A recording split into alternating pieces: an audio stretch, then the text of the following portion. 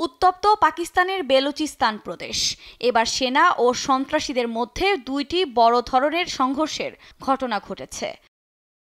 গণমাধ্যমের তথ্য বলছে, বেলুচিস্তান প্রদেশের কালাত জেলার মাঙ্গোচর শহরের কাছে আধা সামরিক বাহিনী বহনকারী একটি গাড়ি আকস্মিক আক্রমণের শিকার হয়।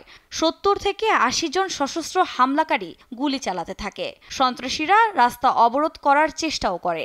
পরে নিরাপত্তা বাহিনী ও আইন প্রয়োগকারী সংস্থা তাৎক্ষণিকভাবে সন্ত্রাসীদের পরিকল্পনা সফলভাবে নস্যাৎ করে। এ হামলায় বেশ কয়েকজন সেনা নিহত হন। প্রাণহানির খবর পাওয়া গেছে সশস্ত্র হামলাকারীরও। পাকিস্তানের এই অঞ্চলে সম্প্রতি সাম্প্রদায়িক, জাতিগত ও বিচ্ছিন্নতাবাদী সহিংসতা বৃদ্ধি পেয়েছে। নিরাপত্তা বাহিনী ও সন্ত্রাসীদের মধ্যে প্রায়ই সংঘর্ষের ঘটনা ঘটে। সবশেষ শনিবার বড় ধরনের সহিংসতার খবর এলো।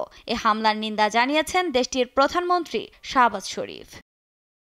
২০২১ সালে আফগানিস্তানের তালেবান ক্ষমতায় ফেরার পর পাকিস্তানের সহিংসতা বৃদ্ধি পেয়েছে, বিশেষ করে সীমান্তবর্তী খাইবার পাখতুনখোয়া ও বেলুচিস্তান প্রদেশে। ২০২৪ সালে পাকিস্তানের বেসামরিক ও সামরিক বাহিনীর জন্য এক দশকের মধ্যে সবচেয়ে প্রাণঘাতী বছর ছিল।